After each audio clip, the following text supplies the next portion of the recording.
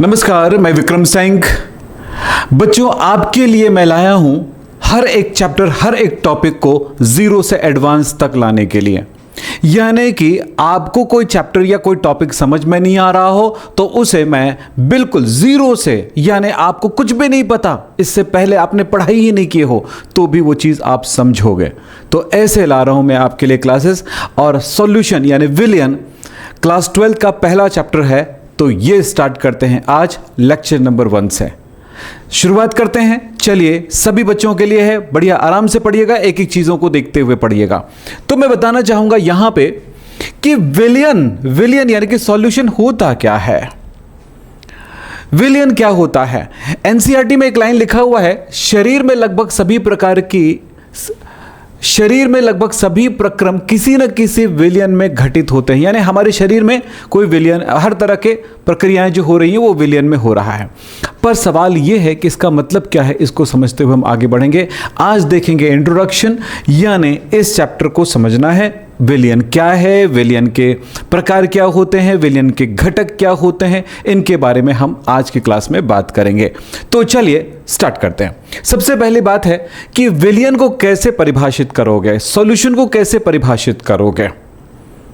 तो विलियन को कहने एक लाइन में आप ध्यान रखिएगा, छोटा सा लाइन, समांगी मिश्रण। पहले आप इसको थोड़ा सा समझिएगा। वो ये है कि आप किसी दो पदार्थ को मिलाते हैं तो क्या, चलिए मैं लेता हूं पानी, ये पानी है, जल में आपने 1 चम्मच नमक घोल दिया, सॉल्ट घोल दिया, ठीक है, इसमें मिला दिया आपने। फिर क्या बनेगा? ये बना, ये, इसको क्या बोलूंगा? जल में नमक का मिश्रण कह सकता हूं, जल में नमक का समांगी मिश्रण या होमोजेनस मिक्सचर कह सकता हूं। तो ये हो गया विलियन यानी कि सॉल्यूशन। तो समझने वाली बात क्या है बेटा? 2 या 2 से अधिक अक्रियाशील पदार्थ, यानी देखो नमक यहां पर पानी में जाने के बाद कोई रिएक्शन नहीं करती है, नॉन रिएक्टिव है।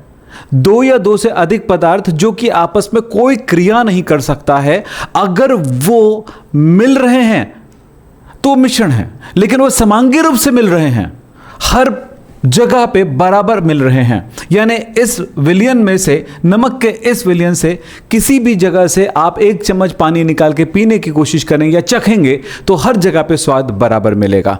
तो इसे हम कहेंगे विलियन। मतलब एक लाइन पे ध्यान दीजिएगा, समांगी मिश्रण, homogeneous mixture, homogeneous mixture of 2 or more non-reactive substances is called solution। यहां पर आप समझने की कोशिश कर रहे हैं कि 2 या अधिक अक्रियाशील पदार्थों के मिश्रण को आपने क्या कहा? 2 या अधिक अक्रियाशील पदार्थों के समांगी मिश्रण को आपने विलियन कहा। यानी पानी में आपने घोला शक्कर, बन गया विलियन। हम समांगी और अभिसमांगी 2 प्रकार के पदार्थों के बारे में बात करते हैं। समांगी वो जिसमें क्या होता है, मिलना पर मिक्सचर बन गया, मिक्सचर बनने के बाद हर जगह एक जैसा होगा, एक जैसा संगठन होगा। लेकिन विसमांगी कहेंगे, असमांगी कहेंगे, हेट्रोजेनस कहेंगे। इसका क्या मतलब होता है? इसका मतलब होता है कि जैसे आपने धूल या मिट्टी उठाए, जैसे धूल या मिट्टी उठाते हो आप देखोगे किसी जगह पे कुछ अलग कलर दिखाई देता है, हल्का सा, कहीं पे कुछ और, कहीं पे कंकड़ ज़्यादा रहता है, कहीं पे कंकड़ कम रहता है, कहीं पे छोटा कंकड़ ज़्यादा रहता है, कहीं पे बड़ा कंकड़ आ जाता है। तो इस तरह से वो मिक्सचर तो है, परंतु वो कैसा नहीं है? समांगी नहीं है। चलिए क्लियर? समांगी मिश्रण में यानी कि विलियन में घटक होते हैं। यानी कि आपने यहां पर देखा जल और नमक, यहां पे 2 पदार्थ है, इन पदार्थों को हम घटक कहेंगे। यानी विलियन बनाने वाले उन पदार्थों को हम क्या कहेंगे? घटक या कंपोनेंट कहेंगे। किसको कहते हैं? विलियन बनाने वाले पदार्थों या अवयव को घटक या अवयव या कंपोनेंट कहते हैं। अब बात करेंगे, अगर 2 पदार्थों से विलियन बना हो तो उनको बाइनरी सॉल्यूशन कहेंगे। मैंने क्या कहा? 2 पदार्थों से विलियन बना हो तो उसे बाइनरी सॉल्यूशन कहेंगे या द्विघटकी विलियन कहेंगे। ठीक है। और द्विघटकीय विलयनों में क्या खास बात होगा, जरा ध्यान दीजिएगा। द्विघटकीय विलयन में दो घटक होते हैं। क्या होते हैं? दो पदार्थ होते हैं, टू कंपोनेंट्स। यस, द्विघटकीय विलयन में क्या होगा? दो पदार्थ होते हैं, जैसे नमक और पानी, यानी पानी में नमक मिलाए तो विलयन होगा नमक का विलयन। इसमें पानी और नमक दो घटक हैं, दो पदार्थ हैं। लेकिन पानी में मैंने मिला दिया नमक और थोड़ा सा उसमें शक्कर, और फिर यह विलयन बनता है, तो पानी एक घटक हुआ, नमक दूसरा हुआ और शक्कर तीसरा घटक हुआ। तो इस तरह से वो त्रिघटकीय विलयन कहलाएगा, ट्राइनरी सॉल्यूशन कहलाएगा। तो सॉल्यूशन कितने प्रकार के होगा यहां पे? Binary solution, trinary solution, tetranary. Tetranary यानी चतुष्घटकीय विलयन, यानी चार घटक होंगे, चार पदार्थों से बना होगा। तो हमारा जो कोर्स है ना बेटा, द्विघटकीय विलयन के लिए है। तो द्विघटकीय विलयन में दो पदार्थ के बारे में बात करते हैं, दो घटक। एक घटक को कहा जाता है विलायक और दूसरे घटक को कहा जाता है विलेय। विलायक सॉल्वेंट किसे कहेंगे? विलयन में वे घटक जिसकी मात्रा अधिक होती है। आपने विलयन बनाया, पानी लिया 1 गिलास, 1 चम्मच शक्कर लिए, ज्यादा कौन है? पानी। पानी ज्यादा है, विलायक हो गया। कम कौन है? नमक, तो नमक हो गया विलेय। तो यहां पर तो ये समझ में आया कि भाई नमक और पानी। अच्छा, 2 चम्मच शक्कर डाले 1 गिलास पानी में, मैंने क्या कहा? 1 गिलास पानी लिए, 2 चम्मच शक्कर मिलाए और घोल दिए, बन गया शरबत, सिरप बन गया। इस सिरप में यानी कि शरबत में आप बताएं कौन सा विलायक है, कौन सा विलेय है? विलायक मतलब कौन? जिसकी मात्रा अधिक है। वो परिभाषा छोड़ देना ना जो पहले की क्लास में पढ़े थे। क्या पढ़े थे बच्चों? पढ़े थे कि जिसमें पदार्थ घुलता है उसे विलायक कहते हैं, और जो घुलता है उसे हम विलेय कहते हैं।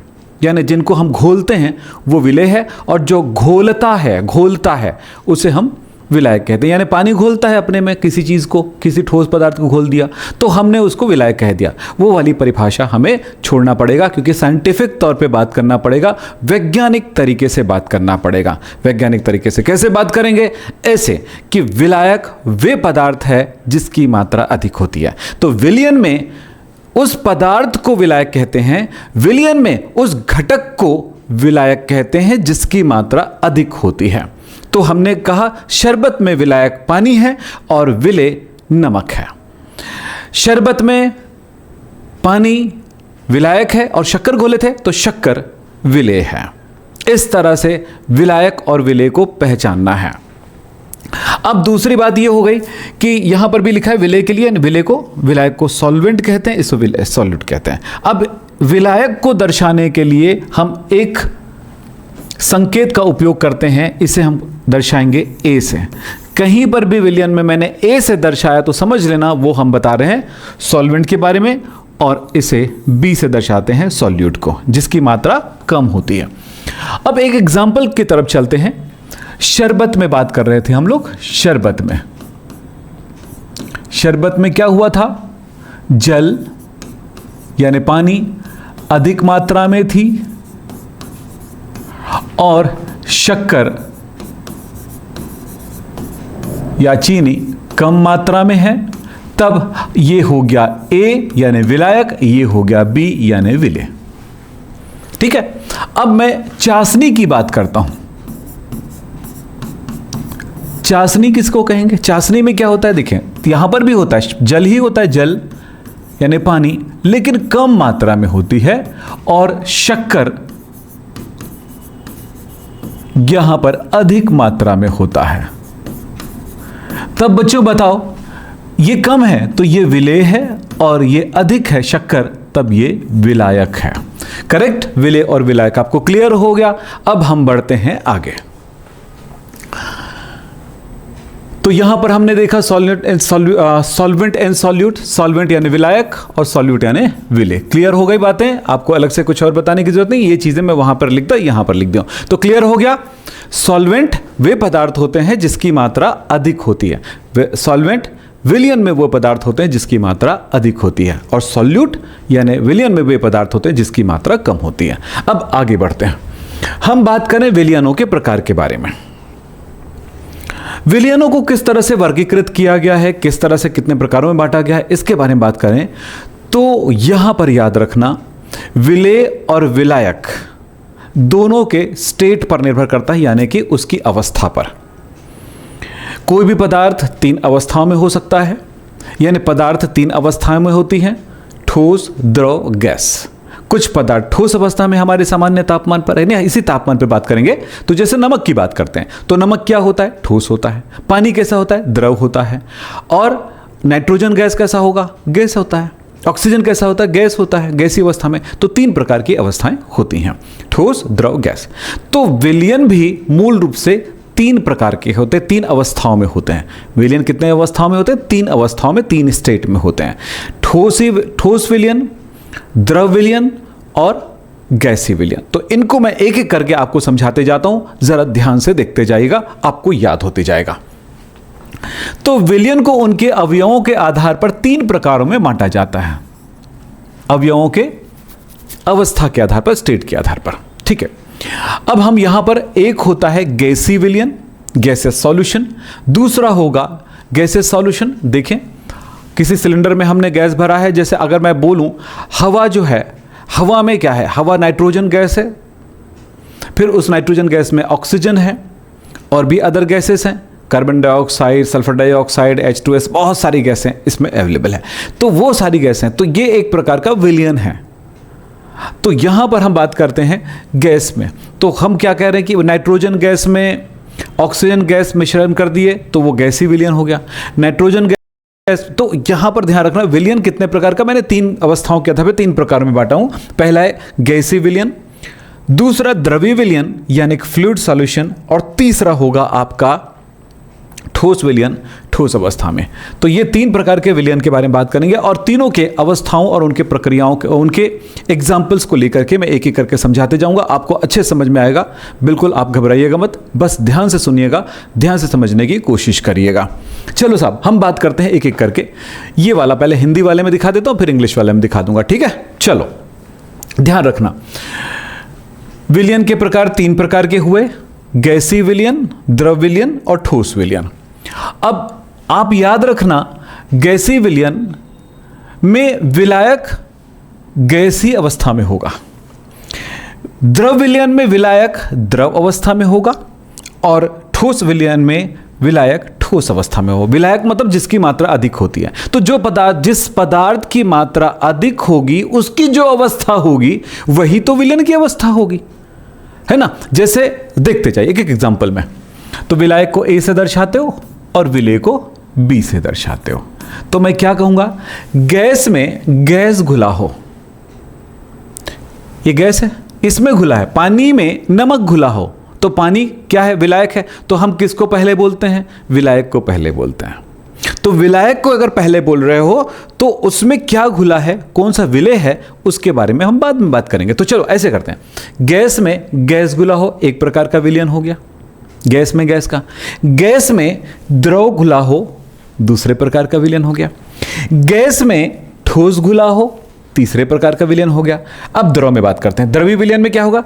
द्रव में गैस घुला हो, ये द्रवीय विलयन के बारे में बात कर रहे हैं, यानी कि फ्लूइड सॉल्यूशन यानी कि लिक्विड सॉल्यूशन की बात कर रहे हैं। द्रव में द्रव घुला हो, द्रव में ठोस घुला हो। तो हो गए तीन अवस्थाओं को लेकर चलेंगे। फिर अगला 3 अवस्थाओं को फिर लिखेंगे, ठोस में गैस, ठोस में द्रव और ठोस में ठोस। यस, इस प्रकार से टोटल 9 प्रकार के विलयन हुए। कुछ एग्जाम्पल के बारे में बात करते हैं। गैस में गैस घुला हो, ऑक्सीजन व नाइट्रोजन गैस का मिश्रण, एक विलयन हो गया। समांगी मिश्रण होता है ना, कोई द्रव गैस गैस घुलते हैं, आराम से घुल जाते हैं, बराबर मिल जाते हैं। ऑक्सीजन में नाइट्रोजन गैस घुला हो, ऑक्सीजन में हाइड्रोजन गैस घुला हो, हाइड्रोजन गैस नाइट्रोजन में घुला हो।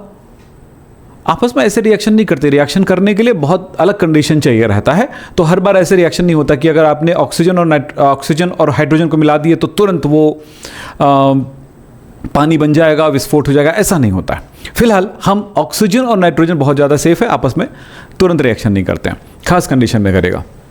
तो ऑक्सीजन भी गैस है, देखें, और नाइट्रोजन भी गैस है, तो एक गैस मिश्रण हुआ। गैस में द्रव घुला हो, क्लोरोफॉर्म लिक्विड है, द्रव है, परंतु नाइट्रोजन गैस है, तो नाइट्रोजन गैस में क्लोरोफॉर्म को घोल करके एक विलयन बनाई जाती है, मिश्रण बनाया जाता है। नाइट्रोजन गैस में क्लोरोफॉर्म घोल करके बेहोश करने वाली गैस बनाई जाती है। आपको पता है, क्लोरोफॉर्म का नाम सुने होंगे आप लोगों ने कि डॉक्टर के द्वारा उसको बेहोश करने के लिए इसका उपयोग किया जाता है। आपने पुराने फिल्में या नए फिल्मों में इस चीज़ को सुने होंगे कि क्लोरोफॉर्म को सुंघा दिया जाता है तो सामने वाला बेहोश हो जाता है। इस तरह की बहुत सारी चीज़ें। अब बात करता हूँ, कपूर ठोस है, कपूर कैसा है? सॉलिड है, ठीक है, और वो गैस है नाइट्रोजन। तो नाइट्रोजन गैस में कपूर घुला हुआ है, तो नाइट्रोजन गैस में ठोस घुला हुआ है तो कपूर ठोस। तो इस तरह से गैस में कपूर ठोस का विलयन हो गया। इसी तरह से जल लिक्विड होता है और ऑक्सीजन गैस होता है। तो यहां पर देखने गला द्रव में गैस का घुला होना, पानी में ऑक्सीजन गैस घुली होती है, तभी तो जीव जंतु पानी में यानी मछलियां पानी में जिंदा रहती हैं, अपने गिल्स की सहायता से पानी से ऑक्सीजन लेते रहती हैं, तो तभी वो जिंदा है, क्योंकि बिना ऑक्सीजन का कोई भी जीव जिंदा नहीं रह सकता है। तो आपने देखा जल में ऑक्सीजन घुला हुआ है, द्रव में, द्रव है जल, जल में ऑक्सीजन गैस घुला हुआ है तो एक विलयन हो गया। फिर जल में इथेनॉल, इथेनॉल भी लिक्विड है, जल भी लिक्विड और इथेनॉल भी लिक्विड। तो द्रव में द्रव घुला हुआ। इथेनॉल क्या होता है बेटा? शराब, अल्कोहल होता है। अल्कोहल जल में घोल के, पानी जब कोई दारू पीने वाला क्या करता है, पानी में दारू में पानी मिलाता है या पानी में दारू मिलाता है, लेकिन पानी ज़्यादा ही रहता है। तो उस स्थिति में वो क्या बन चुका है? वो बना हुआ है द्रव में द्रव का विलयन। फिर अब बात करते हैं द्रव में ठोस का विलयन। द्रव में यानी कि जल में आप नमक घोल दो, न जल में आप शक्कर घोल दो, तो यहां पर लिखा है जल लिक्विड है और ग्लूकोज सॉलिड है, तो इसका विलयन हो गया। इसी तरह से ठोस में ठोस में गैस का विलयन। ठोस, पैलेडियम एक ठोस पदार्थ है, ठोस धातु है, इसमें हाइड्रोजन गैस को ग्रहण कर लिया जाता है। पैलेडियम ठोस धातु है, वो हाइड्रोजन गैस को एब्जॉर्ब कर लेता है, सोख लेता है। इसका मतलब है कि ठोस में गैस घुल गया और इस तरह से ठोस में गैस का एक ठोस विलयन हमें मिल गया। इसी तरह से पारा लिक्विड है, आपको पता होगा, लेकिन पारा लिक्विड है और सोडियम सॉलिड है। तो ठोस में पारे को मिला दें तो अमलगम बन जाता है। याद रखना, पारे में कोई ठोस अगर घुल रहा हो, कोई धातु घुल रहा हो, पारा यानी कि मरकरी, मरकरी में कोई धातु घुल रहा हो या मेटल घुल रहा हो, तो इस प्रकार का मिश्रण को कहा जाता है, इस प्रकार की स्थिति को कहा जाता है अमलगम। तो अमलगम एक प्रकार का क्या है? अमलगम एक प्रकार का ठोस क्या बोलना चाहिए, सॉल्यूशन है, एक प्रकार का सॉल्यूशन है। यस, आप पीतल को भी ले सकते हो। यहां पर आगे देखें, ठोस में ठोस, पारा लिक्विड है इसलिए। अब ठोस में ठोस की बात कर रहे हैं तो तांबा भी ठोस है, सॉलिड है, और सोना भी सॉलिड है, तो इनका विलयन भी एक प्रकार का क्या हुआ? सॉलिड सॉल्यूशन हुआ, ठोस विलयन। अब एक बात बताते हैं, पीतल के बारे में सुने होंगे, कॉपर और जिंक, सॉरी क्या है, कॉपर है, तो पीतल में क्या क्या हो सकता है? पीतल में होता है कॉपर और जिंक होता है। तो इस तरह का जो पदार्थ होता है उसको क्या कहते हैं? पीतल कहते हैं। इस प्रकार के मिश्र धातु को पीतल। तो जितने प्रकार के मिश्र धातुएं होंगी वो ठोस विलयन होता है। यहां पर वही बात, इसी एग्जांपल को इंग्लिश में लिखा हुआ मिल जाएगा। जो बच्चे इसमें देखना चाहते हैं वो आप देख सकते हैं, आप इनको स्क्रीनशॉट ले लीजिए।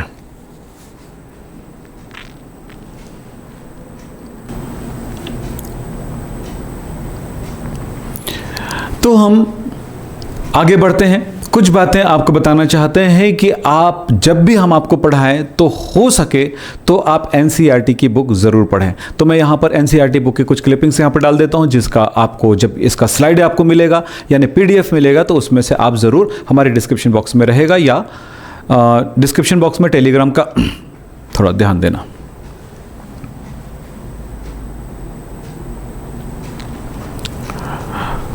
बच्चों, मैं जो भी पढ़ा रहा हूँ वो सारी चीज़ें आप एक बार एनसीईआरटी की बुक से देख लें।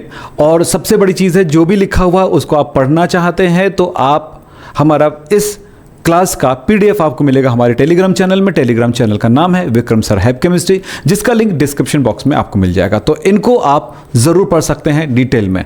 तो मैं जो भी पढ़ा रहा हूँ उनसे भी उनको आप देख लीजिएगा, वो चीज़ें आपको मिलेंगी आपके स्लाइड में। अब चलता हूँ मैं आगे कि विलयन को विलेय की मात्रा के आधार पर भी वर्गीकृत किया गया है। एक तुलनात्मक अध्ययन है, और तुलनात्मक अध्ययन ये है कि किसी विलयन को कहते हैं तनु, सांद्र, यानी कि डाइल्यूट, कॉन्सेंट्रेटेड, सैचुरेटेड, इस तरह की बात करते हैं। तो इसका क्या मतलब है मैं थोड़ी थोड़ी जानकारी दे देता हूं, क्योंकि इस जगह पर आपको अटकने की ज़रूरत नहीं है। इसको ज़्यादा डिटेल में ना पढ़ना होता है, ना पढ़ने की ज़रूरत है। बस ये जानकारी ज़रूरी है कि इसका मतलब क्या है वो जानना ज़रूरी है। तो चलो छोटी छोटी लाइन पर बताता हूँ। देखिए यहाँ पर एक मैं आपको चित्र दिखा रहा हूँ, ध्यान से देखिएगा।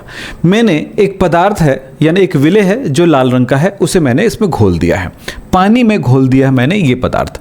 आप देख रहे हो इस जगह पे कम मात्रा में घुला होगा तो फीका लग रहा है, थोड़ा ज़्यादा घुला हुआ है तो थोड़ा गहरा लग रहा है, और ज़्यादा घुला हुआ है तो थोड़ा और गहरा लग रहा है, और ज़्यादा घुला हुआ है तो बहुत ज़्यादा डार्क लग रहा है। तो आपने देखा इस 4 जगह पर मैंने उस पदार्थ को घोला है। तो इस जगह पे फीकापन है, इसका मतलब है ये विलयन कहलाएगा तनु विलयन, यानी कि ये तनु है और इस तरफ जो है वो सांद्रित है, यानी कि डाइल्यूटेड है और ये कॉन्सेंट्रेटेड है।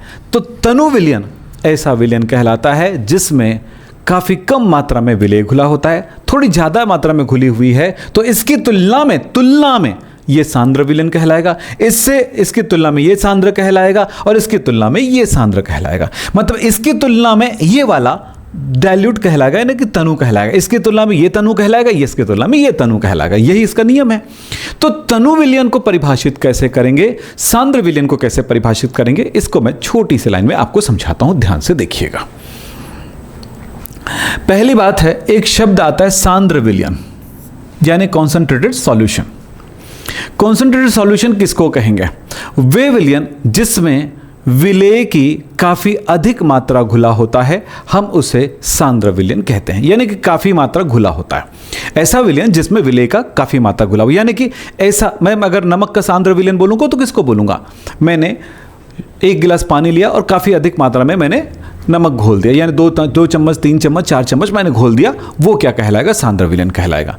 लेकिन 1 गिलास में मैंने 2 चम्मच नमक घोला है और 1 गिलास के पानी में मैंने 1 चम्मच नमक घोला है, तो 1 चम्मच वाला 2 चम्मच वाले विलयन से तनु है, 1 चम्मच वाला तनु है और 2 चम्मच वाला सांद्र है। एक दूसरे की तुलना बस है और कुछ नहीं है। तो तुलनात्मक रूप से ऐसा कहा जाता है। तो क्या कहेंगे? काफ़ी अधिक मात्रा में घुला हो तो सांद्र विलयन कहलाता है। लेकिन जब हम तनु विलयन की बात करते हैं तो उसमें काफ़ी विलेय की काफ़ी कम मात्रा घुली होती है, विलायक की तुलना में काफ़ी कम मात्रा घुली होती है, तो हम उसे तनु विलयन कहेंगे। बस तुलनात्मक है, इसमें कोई आपको किसी ने, टीचर ने कह दिया भाई ये डाइल्यूट सॉल्यूशन, इसका मतलब है कि उसमें काफ़ी कम मात्रा में सॉल्यूट घुला हुआ है। जैसे आप क्लास में जाते हो, यानी प्रैक्टिकल करने जाते हो लैब में, तो बोला जाता है ये तनु सल्फ्यूरिक एसिड है या डाइल्यूट सल्फ्यूरिक एसिड है, तो इसका मतलब ये होता है कि पानी काफ़ी मात्रा में है और सल्फ्यूरिक एसिड काफ़ी कम मात्रा में। लेकिन कह दिया वहाँ पे कि ये वाला सल्फ्यूरिक एसिड काफ़ी सांद्र है, यानी कि सांद्र सल्फ्यूरिक एसिड है या कॉन्सेंट्रेटेड सल्फ्यूरिक एसिड है, तो ये समझेंगे इसमें सल्फ्यूरिक एसिड काफ़ी मात्रा में है, पानी की मात्रा कम है। बस यही इसका मतलब हुआ। अब बात करते हैं संतृप्त विलयन की। ऐसा विलयन जिसमें और अधिक मात्रा में विलेय नहीं घोला जा सकता, यानी कि आप 1 गिलास पानी लिए, उसमें आपने 1 चम्मच नमक घोला, दूसरा चम्मच भी घोले, ऐसे घोलते घोलते अलग मिलाते जाएंगे। ऐसा नहीं होगा कि जितना नमक डालोगे सब घुलते जाएगा। एक समय ऐसे आएगा कि अब घुलना रुक जाएगा, जो और भी डालोगे वो नीचे तली में बैठ जाएगा, चाहे आप उसको कितना भी घुमा लो। तो ऐसे विलयन को कहा जाता है संतृप्त यानी सैचुरेटेड सॉल्यूशन। अब वो अपने आप में तृप्त हो चुका है। जैसे कि आपको मैं खाना खाने के लिए बोलूँगा तो आप खाओगे, फिर मैं और दूंगा तो और खाओगे, और दूंगा तो और खाओगे, लेकिन एक समय ऐसा होगा कि आप तृप्त हो जाओगे, भाई मैं अब तो तृप्त हो गया हूँ, अब और नहीं खा सकता हूँ क्योंकि मेरा पेट भर गया है, अब मेरा मन भी भर गया है। यस, वही बात उसके साथ भी होती है। चलिए आगे बात करते हैं। असंतृप्त विलयन, यानी ऐसा विलयन असंतृप्त, सैचुरेटेड है, संतृप्त है तो उसमें और घुल सकता है। यस, संतृप्त है तो इसमें और नहीं घुल सकते, लेकिन असंतृप्त मतलब ऐसा विलयन जो संतृप्त नहीं है, संतृप्त से पहले, यानी कि कॉन्सेंट्रेटेड सैचुरेटेड से पहले और कॉन्सेंट्रेटेड के बाद, यानी ऐसा सांद्र विलयन जिसमें और भी थोड़ी बहुत मात्रा में हम विलेय घोल सकते हैं, संतृप्त विलयन कहलाएगा। फिर बात करते हैं अगला, अति संतृप्त। अब जब ये संतृप्त से ऊपर कैसे होगा? तो एक कहानी ये है कि नमक को आप पानी में घोल रहे तो नहीं घुल रहा है, तो आप क्या करोगे, थोड़ा सा तापमान बढ़ा दोगे, थोड़ा गर्म कर दोगे, तो नमक और मात्रा में घुल जाएगा। ठीक है, फिर उसे सामान्य ताप पर ले आओगे विलयन को।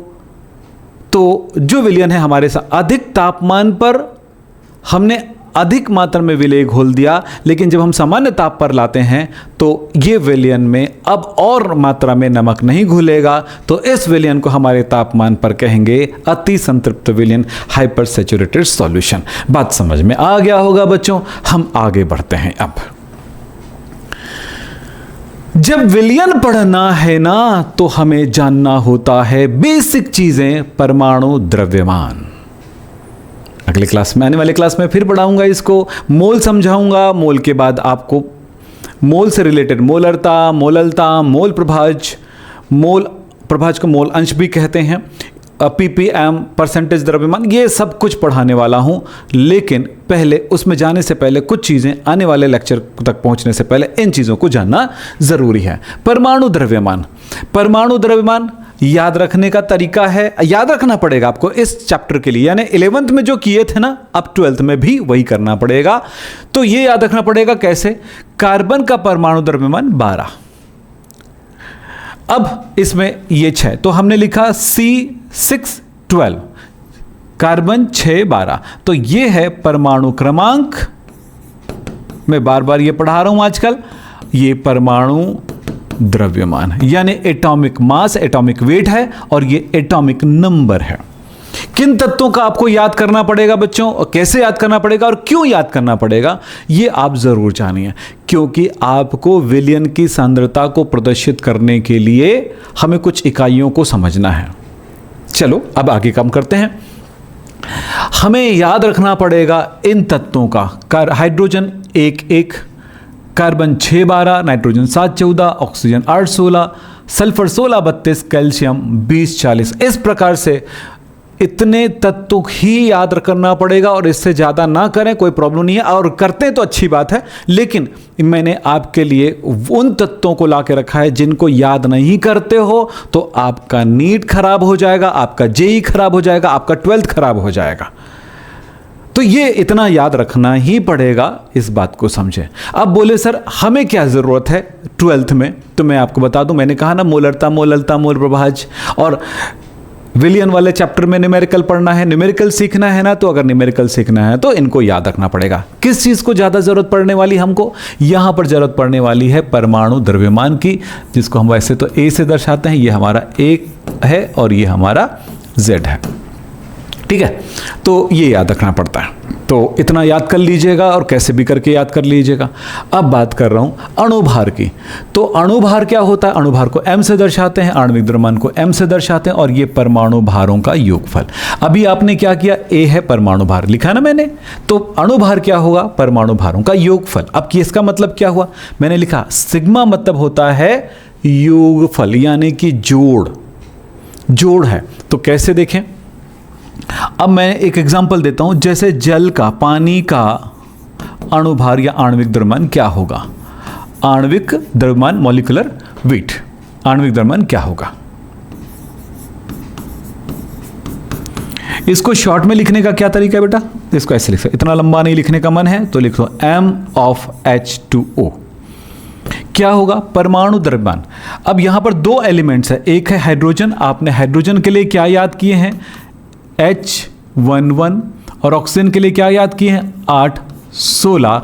तो यहां पर है हाइड्रोजन का परमाणु भार 1, ये वाला, और ये है 2 बार गुणा 2, प्लस ऑक्सीजन का भी जोड़ना है, हाइड्रोजन का हो गया, अब ऑक्सीजन को जोड़ना है, तो ऑक्सीजन का कितना है 16, तो मैंने लिखा 16।